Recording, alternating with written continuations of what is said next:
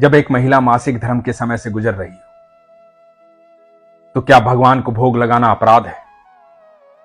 गलत है।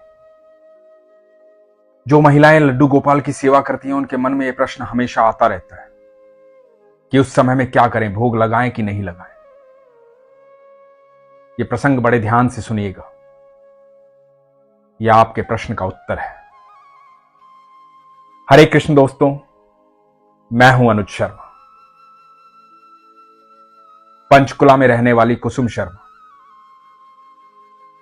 ठाकुर जी की अनन्य भक्त है। पिछले 6 साल से लड्डू गोपाल की सेवा करती है। हर साल जन्माष्टमी बड़े धूमधाम से मनाती है। आसपास की महिलाएं पुरुष इकट्ठे होते हैं, भगवान का जन्मदिन मनाया जाता है। ठाकुर जी की अनन्य भक्त है, बेहद प्रेम करती है ठाकुर जी से।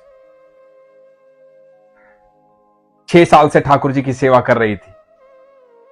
मन में कभी कभी प्रश्न आता है कि ठाकुर जी की अनुभूति हो जाए, पता लग जाए मेरे कन्हैया मेरे पास रहते हैं। तो एक दिन हुआ यूं कि इनके मासिक धर्म का समय चल रहा था। जनवरी का महीना था। पंचकुला में बहुत ठंड होती है। ये चाय पी रही थी। लड्डू गोपाल दूर बैठे हुए थे। मन में भाव आया कि मुझे ठंड लग रही है, मैं चाय पी रही हूं, तो मेरे लड्डू का भी तो मन हो रहा होगा ना दूध पीने का। गरम गरम दूध पिलाती हूं, ठंड बहुत है। मन में यह प्रश्न तो था कि अभी मासिक धर्म चल रहा है, लेकिन उससे बड़ा भाव यह था कि मेरे लड्डू को सर्दी लग रही है। तो शरीर की समस्या को भूल करके भाव में बह गई। बादाम का दूध बनाया, लड्डू गोपाल के पास आई और लड्डू गोपाल को चम्मच से दूध पिलाने लगी। तो अचानक से देखा कि चम्मच में दूध गायब हो गया। तो मन में आया कि शायद चम्मच टेढ़ा हो गया, मुझसे गलती हो गई, पोशाक गंदी हो गई होगी। तो लड्डू गोपाल की पोशाक को देखा, कहीं भी दूध की एक बूंद भी नहीं गिरी थी। फिर से चम्मच में दूध लिया। कुसुम जी बताती हैं कि चम्मच में बादाम ऐसे ही रह जाता था, दूध पूरा गायब हो जाता था। कई बार दूध पिलाया। भगवान ने अपनी अनुभूति करवा दी कि मैं तुम्हारे साथ हूं, हर समय साथ हूं, और हर समस्या से, हर चीज से बड़ा तुम्हारा भाव है, तुम्हारा प्रेम है। मैं तुमसे प्रेम करता हूं, तुम्हारी आत्मा से प्रेम करता हूं, तुम्हारा भाव मुझे अत्यंत प्रिय है। कुसुम जी के शरीर में सिरहन दौड़ गई। उनको पहली बार विश्वास हो कि मेरे ठाकुर मेरे साथ रहते हैं, मेरे मन की बात समझते हैं और मैं उनके मन की बात समझती हूं। यह भक्त और भगवान के बीच का गहरा संबंध है, यहां शरीर की अवस्था नहीं आती। जब भाव इतना उत्तम हो जाता है, इतना सच्चा हो जाता है, इतना सरल हो जाता है, जब विश्वास प्रगाढ़ हो जाता है, आप भक्ति में हो जाते हैं, तो शरीर बहुत पीछे छूट जाता है। तब आत्मा की परमात्मा से बात होती है। कुसुम शर्मा जी बताती हैं कि हर साल जन्माष्टमी बड़े धूमधाम से मनाती हैं। मोहल्ले के, परिवार के सब लोग इकट्ठा होते हैं। इस बार एक समस्या आन खड़ी हुई। इनके पति मनोज शर्मा को दिक्कत थी। उनके 2 ऑपरेशन थे। एक ऑपरेशन हो गया था, दूसरा होना था। दूसरे ऑपरेशन के लिए डॉक्टर्स ने कहा कि करीबन 3 महीने रेस्ट करना पड़ेगा। यह बात सुनकर ही कुसुम शर्मा दुखी हो गई। दुखी इस बात पर हो गई कि एक तो जन्माष्टमी आने वाली है, पति यदि स्वस्थ नहीं रहेंगे तो जन्माष्टमी कैसे मनाएंगे। और जन्माष्टमी तो बड़ी धूमधाम से मनाती हूं, मेरे कन्हैया का जन्मदिन है।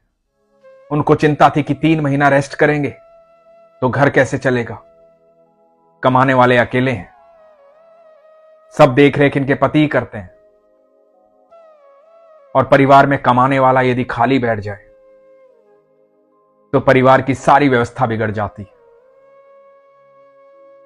सारे परिवार को सुचारू रूप से चलाने के लिए एक व्यक्ति मेहनत करता है, धन कमाता है, उससे पूरा परिवार चलता है। 3 महीने बहुत होते हैं, सारी व्यवस्था बिगड़ सकती थी। ये दोनों चिंताएं मन में चल रही थी। लेकिन हद की बात यह थी कि कुसुम के मन में सबसे बड़ी चिंता यह थी, मैं जन्माष्टमी कैसे मनाऊं। ये 3 महीने का रेस्ट भी देखा जाएगा, पर जन्माष्टमी कैसे मनाऊं। मेरे प्रभु साथ रहेंगे तो सब कुछ ठीक कर देंगे, लेकिन उनका जन्मदिवस मनाना है, वो जरूरी है। इसी चिंता में थी। चिंता में रहते रहते भी जन्माष्टमी से 10 दिन पहले सारा सामान ले आई, भगवान के जन्मदिन की व्यवस्था कर दी कि देखते हैं ईश्वर क्या करते हैं। इतने में ईश्वर इनके पति के एक मित्र को पंजाब से भेजते हैं। पंजाब से मित्र आता है, समस्या पूछता है, समस्या बताते हैं। वो कहते हैं कि अपनी रिपोर्ट्स दिखाओ, मैं वहां के डॉक्टर्स को दिखाता हूं। मित्र पंजाब जाते हैं रिपोर्ट्स को लेकर के। इधर कुसुम शर्मा भगवान से प्रार्थना करती है कि प्रभु चाहे कुछ भी हो, मुझे आपका जन्मदिन मनाना है। अब आपको देखना है कि यह व्यवस्था कैसे होनी है, कैसे करनी है, सब कुछ ठीक ठाक रहे, पति भी स्वस्थ हो जाए और आपका जन्मदिन भी मनाऊं। मेरी बड़ी इच्छा है। अपनी इच्छा भगवान के सामने रख दी। इधर जो मित्र पंजाब गए थे रिपोर्ट्स लेकर के, वो आते हैं और वो कहते हैं कि ऑपरेशन हो जाएगा और सिर्फ 15 दिन रेस्ट करना पड़ेगा, और जन्माष्टमी से 2 दिन पहले ऑपरेशन होता है। जन्माष्टमी धूमधाम से मनाई जाती है। ऑपरेशन सफल होता है और पति 15 दिन में ठीक हो जाते हैं, अपने काम को संभाल लेते हैं। यह विश्वास की बात है। जब विश्वास प्रगाढ़ होता है तो हर पल चमत्कार होते हैं। जीवन में ऐसा कोई दुख नहीं, ऐसी कोई समस्या नहीं जिसका हल मेरे कन्हैया के पास नहीं। वो सारी सृष्टि के निर्माता है, अनंत ब्रह्मांड के निर्माता है। जब आप विश्वास करते हो, सच्चा प्रेम करते हो, तो यकीन मानना वो किसी न किसी रूप में कहीं से भी आपके इर्द गिर्द आ जाता है और आपसे कहता है कि लाओ, इस समस्या का हल तो मैं कर देता हूं। वो कोई मित्र भी हो सकता है, कोई बालक भी हो सकता है, कोई पड़ोसी भी हो सकता है, कोई दूर का रिश्तेदार भी हो सकता है।